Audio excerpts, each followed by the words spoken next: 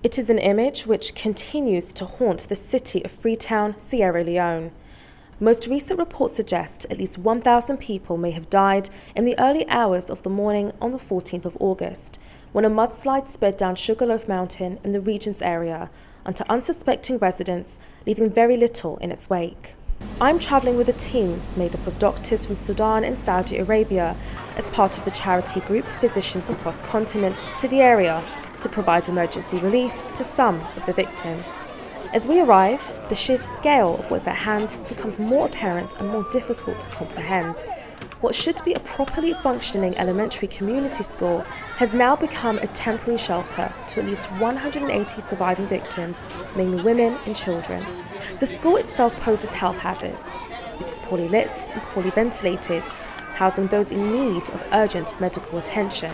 There are about 180 women and children who are living in this big one room in this school. They're suffering from the poor condition about the place they are living within, poor sanitation, poor food supply and poor medication. This is in this crowdness. This would be a source of distribution of infection, really.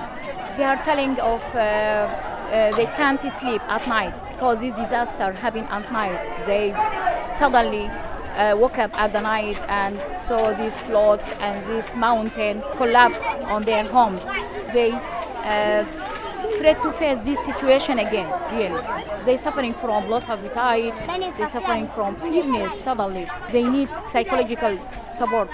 I hope we can provide them something could help them in this situation, really. The risk of disease is a worry for the team. Having assessed key areas of support with local officials, the team immediately set up a clinic in a makeshift tent where the majority of their relief will take place, with a greater focus on pregnant women and those with children. As you can see, we are working in a tent-like a clinic, which is only because it is nearby the event. So we are seeing all the people around here.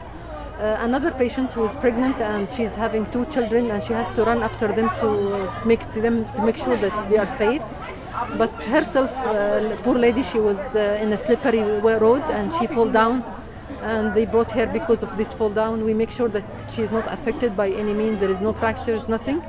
And we give her the support by making sure that the pregnancy is okay.